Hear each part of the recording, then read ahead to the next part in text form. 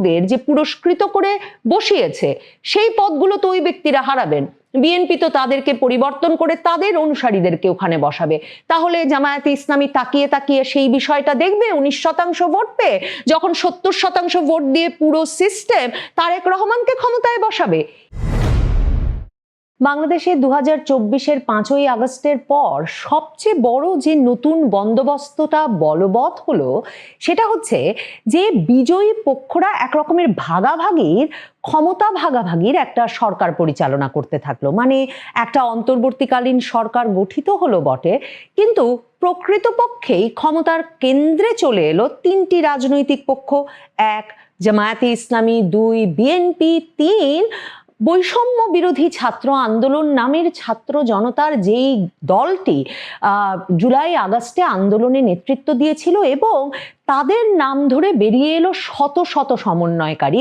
সেই সমন্বয়কারীরা এরপর জাতীয় নাগরিক কমিটি গঠন করেছেন, বৈষম্য বিরোধী ছাত্র আন্দোলনকে একটা আনুষ্ঠানিক রূপ দিয়েছেন। এরপর তারা জাতীয় নাগরিক পার্টি এনসিপি গঠন করেছেন। মানে তারা নানা ভাগে ভাগ হয়েছেন। তাদের আবার বিভিন্ন ছাত্র সংগঠন গড়ে উঠেছে, শ্রমিক সংগঠন গড়ে উঠেছে। মানে শত শত হাজার হাজার মুখ আর নেতা তারা তৈরি করেছেন। বিএনপি জামাতের কথা তো বললামই। আরেকটি পক্ষ হচ্ছে অন্তর্বর্তীকালীন সরকার পক্ষ, যারা উপদেষ্টা, প্রধান উপদেষ্টার বিশেষ সহকারী সহ নানা প্রভাবশালী পদে প্রধান উপদেষ্টার একরকমের পরামর্শে বা তদবিরে এসে উপস্থিত হয়ে সরকারের গুরুত্বপূর্ণ পদগুলো নিলেন। এরা সকলেই পুরস্কৃত হলেন 2024-এর জুলাই আগস্ট আন্দোলন শুধু নয়, পুরো শেখ হাসিনার আমলটাতেই শেখ হাসিনা সরকারের পতন ঘটানোর জন্য দেশে বিদেশে বিভিন্ন পক্ষকে সংগঠিত করা এবং শেষ পর্যন্ত তাদের সেই মিশনে সাফল্যের জন্য। তার মানে 4টি পক্ষ মূলত ক্ষমতায় আছে 2024-এর আগস্টের পর থেকে। বিএনপি, জামায়াতে ইসলামী, ছাত্র জনতা, জাতীয় নাগরিক পার্টি বলি, বৈষম্য বিরোধী ছাত্র আন্দোলন বলি, আর ক্ষমতায় আছে ইউনূস সরকার।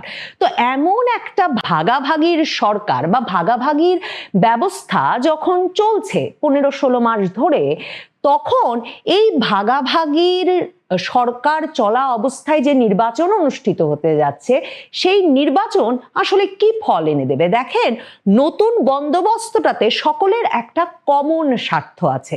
প্রধান কমন স্বার্থ হচ্ছে আওয়ামী লীগ ঠেকাও। কিছুতেই যাতে আবারও আওয়ামী লীগ বা শেখ হাসিনা বাংলাদেশের এই ক্ষমতা বা রাজনীতির সমীকরণের মধ্যে কিছুতেই আবারও যুক্ত না হয়ে পড়তে পারেন, এই বিষয়টাই এই এত রকম পক্ষকে এক সুতায় গেঁথে রেখেছে। এবং সে কারণে তারা সকলে কথায় কথায় এত মাস ধরে যমুনায় গিয়ে জড়ো হতেন যখনই তাদের মধ্যে কোনো বিবাদ লেগে যেত, আর এখন তারা কোনো বিবাদ ঘটে যাবার আগেই বারবার তারেক রহমানের দরবারে গিয়ে হাজির হচ্ছেন। কারণ ওই একটা স্বার্থ, কমন স্বার্থ রক্ষা করতে, আওয়ামী লীগ ঠেকাতে তাদেরকে ঐক্যবদ্ধ থাকতেই হবে।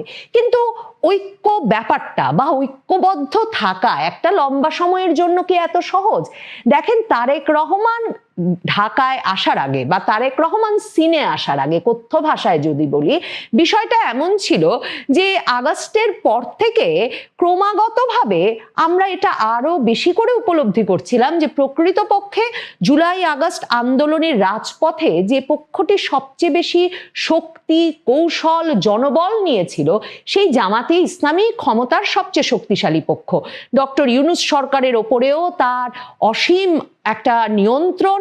আবার বৈষম্য বিরোধী ছাত্র আন্দোলনই বলি, জাতীয় নাগরিক পার্টি বলি, এনসিপি বলি, যে নামেই ডাকি না কেন ছাত্র জনতাকে, সারা বাংলাদেশে যে শত শত হাজার হাজার ছাত্র তরুণের মুখ তৈরি হয়েছে, তাদের ওপরেও জামায়াতে ইসলামীর একটা অপরিসীম নিয়ন্ত্রণ।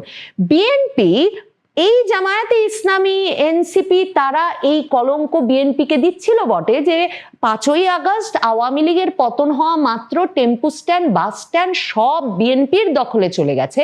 কিন্তু জামায়াতে ইসলামী জানে যে তারা প্রশাসনের সবচেয়ে কৌশলগতভাবে গুরুত্বপূর্ণ, স্ট্র্যাটেজিক্যালি ইম্পর্টেন্ট জায়গাগুলোতে তাদের ব্যক্তিদেরকে প্রথমবারের মতো একেবারে ছক কষে বসাতে পেরেছে।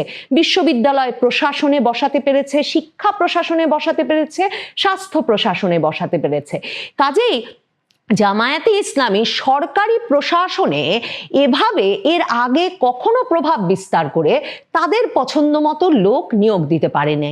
আর এনসিপি দেখেন, তারা ক্রমাগত বিএনপিকে চাঁদাবাজ বলে গালি দিতে জামায়াতে ইসলামীর সাথে গলা মিলিয়েছে বটে, অশ্লীল গালাগালিও করেছে বটে বিএনপিকে, কিন্তু তারা যত হাজার হাজার মানে ছাত্র জনতার মুখ তৈরি করেছে সারা বাংলাদেশে, যারা কিনা থানায় একেবারে বসে থেকে পুলিশের কাজকর্ম, মামলা মোকদ্দমা, কার নামে মামলা হবে, কার নামে মামলা উঠবে, সেগুলো নিয়ন্ত্রণ করছে। তারা যে কোনো সরকারি দফতরে মানে জেলা প্রশাসক অফিস থেকে সচিবালয় পর্যন্ত বসে থেকে কার পদ পদায়ন কোথায় হবে সেসব নির্ধারণ করছে, কে কোথায় কাজ পাবেন, কোন ঠিকাদার কোথায় কোন কাজ পাবেন, এগুলো ঠিক করছেন। এই সব কিছুতে যত টাকার খেলা চলছে, এমনকি ধরুন হাতে নাতে তো একবার ধরাই হলো, কি এক বিস্ময়কর ব্যাপার, একটি ঘটনা ধরে ফেললো পুলিশ যে গুলশানে চাঁদা আনতে গিয়ে বৈষম্য বিরোধী ছাত্র আন্দোলনের নেতারা দ্বিতীয়বার না তৃতীয়বার চাঁদা আনতে গিয়ে পুলিশ তাদের ধরলো। আবার বৈষম্য বিরোধী ছাত্র আন্দোলনকে সকল কমিটি ভেঙে দেওয়া হলো, আবার সেই কমিটিকে কার্যকর করা হলো। মানে চাঁদাবাজি প্রকাশ্যে চলছে, তার সঙ্গে এমনকি এক ছাত্র উপদেষ্টার সম্পর্ক পর্যন্ত বেরিয়ে গেল, কিন্তু এই চাঁদাবাজিকে নির্বিঘ্ন রাখা হলো। তাহলে এই ভাগাভাগিতে এখন যখন তারেক রহমান এসে ঢাকায় উপস্থিত হওয়ার পরে এমন একটা ভারসাম্যহীনতা তৈরি হলো, তখন বৈষম্যের বাংলা মানে বাংলাদেশকে বৈষম্য মুক্ত করতে যে ছাত্র জনতার আন্দোলনের সাফল্য, সেই ছাত্র জনতা কেন এই বৈষম্য মেনে নেবে? মানে তারেক রহমান আসা মাত্র বিএনপি হয়ে উঠল সারা বাংলাদেশের সবচেয়ে একরকমের শক্তিশালী পক্ষ, কারণ পুলিশ প্রশাসন সেনাবাহিনী সরকার সকলে হঠাৎ করে তারেক রহমানের সব কথা শুনবার জন্য প্রস্তুত। তারেক রহমান ফেব্রুয়ারিতে ক্ষমতা নেবেন সেজন্য প্রস্তুত, এবং ব্যবসায়ী নেতৃবৃন্দ মানে যাদের কাছ থেকে সারা বাংলাদেশে টাকা উঠছে, যাদের জন্য কে কোন কার্যালয়ে মানে এই যে ঝা চকচকে সব কার্যালয়ে নাম অজানা সব দলের অফিস হয়ে গেল, সেসব টাকা কারা যোগান দিচ্ছিলেন? এই সব ব্যবসায়ীরা গিয়েও যদি এখন এক দরবারে মিলিত হন আর ওই রাজনৈতিক দলের নেতাকেই প্রধানমন্ত্রী হিসেবে একেবারে মানে শতভাগ সমর্থন শুধু নয় সিদ্ধান্ত নিয়ে ফেলেন, তাহলে বলুন তো অন্যরা সেই ক্ষমতার ভারসাম্যটা, ওই ভাগাভাগির ভারসাম্যটা বজায় রাখবেন কি করে? এই 25শে ডিসেম্বর তারেক রহমান আসার আগ পর্যন্ত সংবাদ মাধ্যমগুলো খবর দিচ্ছিল, প্রায়শই তারা জরিপ করেও দেখাচ্ছিল যে দেশি বিদেশি সংস্থা জরিপেও বলছে যে জামায়াতে ইসলামী আর বিএনপির মধ্যে ভোটের ভাগাভাগিটা আওয়ামী লীগ যখন নাই তখন ভোটের পার্থক্যটা 4% এসে ঠেকেছে, এবং প্রায়শই তারা হিসাব করে দেখাচ্ছিল যে সেই জামায়াতে ইসলামীর সঙ্গে যখন অন্যান্য ইসলামী দল যোগ হচ্ছে, যখন তরুণদের দল যুক্ত হয়ে যাচ্ছে, তখন কিভাবে জামায়াতে ইসলামী এসে মানে নির্বাচনে জিতে ক্ষমতায় আসবার জন্য বিএনপির ঘাড়ে নিঃশ্বাস ফেলছে। এহেন জামায়াতে ইসলামী এখন সেই সংবাদ মাধ্যমে জরিপ ছাপছে যে মাত্র নাকি 19% ভোট পাবে, আর 70% মানুষই নাকি বিএনপিকে ভোট দিতে প্রস্তুত।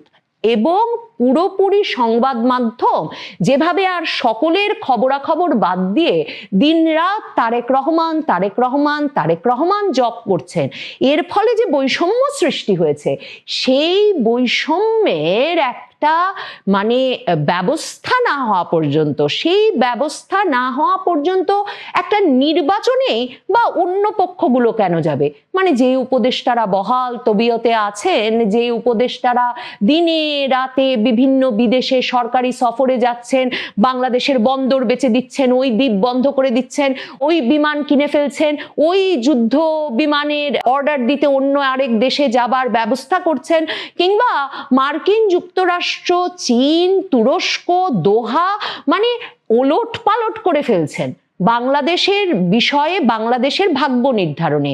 এহেন সব উপদেষ্টারা কেন তারা হঠাৎ করে ক্ষমতাহীন হয়ে ভাবুন তো আবারও কেন সাধারণ অধ্যাপকের জীবন, এনজিও কর্মকর্তার জীবন, মানবাধিকার সংগঠনের প্রধানের জীবনে ফিরে যাবেন? মানে তারেক রহমানকে ক্ষমতাটা হাতে তুলে দেবেন আর তারা যে যার ঘরে ফিরে যাবেন, আর 19% ভোট নিয়ে জামায়াতে ইসলামী ক্ষমতার যতটুকু ভাগ পাবে তাতেই সন্তুষ্ট হবে? তাহলে প্রশাসনে, পুলিশে, শিক্ষায়, স্বাস্থ্যে, মানে বাংলাদেশের সকল সেক্টরে তারা উচ্চ পদে তাদের দলীয় ব্যক্তি বা তাদের সমর্থকদের যে পুরস্কৃত করে বসিয়েছে সেই পদগুলো তো ওই ব্যক্তিরা হারাবেন।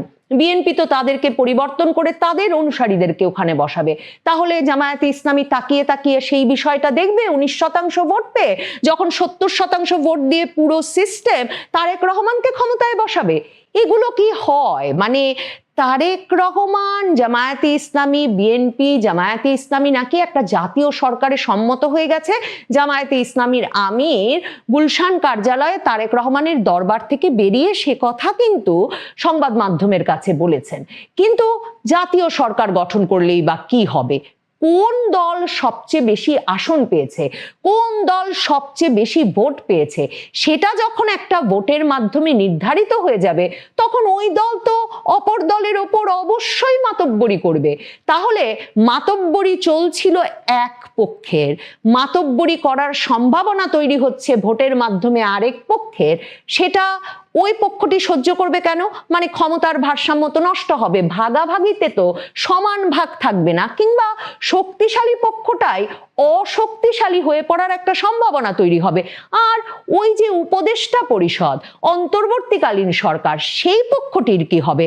কি হবে তরুণদের, মানে নাহিদ, হাসনাত, সার্জিস, নাসিরউদ্দিন পাটোয়ারি, আক্তার হোসেন, এ কটি মুক্ত নয়। সারা দেশে যে শত শত নাকি সমন্বয়কারীর পোস্টই ছিল, এরপর বিভিন্ন জায়গায় চাকরি দেওয়া নেওয়ার ক্ষেত্রে সবচেয়ে প্রভাবশালী হয়ে উঠেছিলেন, এমনকি সমন্বয়কারীদের উপদেষ্টা হিসেবে জুলাই আগস্ট আন্দোলনে কাজ করেছেন এমন ব্যক্তিদের অনেকেও তারাও পত্রিকার পাতায় নাম নিয়ে এসেছিলেন। এমনকি ধরুন এই যেই মেয়েটিকে নিয়ে এই গত কদিনে এত কথা, তাহারিমা জান্নাত সুরভি, জুলাই যোদ্ধা, মাত্র একাদশ শ্রেণীতে পড়েন, তিনি সারা বাংলাদেশে প্রেসার গ্রুপ তৈরি করে বিভিন্ন দাবি আদায়, 32 নম্বর ভাঙচুর থেকে শুরু করে বিভিন্ন দাবি আদায়ের সবচেয়ে সোচ্চার মুখ। আবার দুর্জনেরা বলেন তিনি সারা বাংলাদেশের অন্যতম বড় সাহসী চাঁদাবাজও বটে।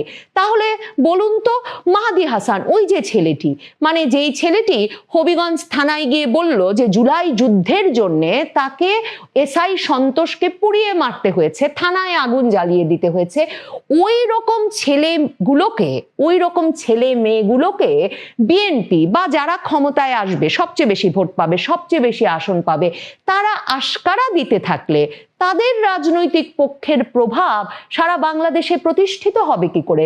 তাদের সরকারের নিয়ন্ত্রণ কি করে প্রতিষ্ঠিত হবে? কাজেই ভাগাভাগির একটা নির্বাচন কিভাবে অনুষ্ঠিত করতে পারবে এই চার পক্ষ মিলে, সেটাই আমি এখনো পরিষ্কার বুঝতে পারি না। আর যদি বা সেই ভাগাভাগি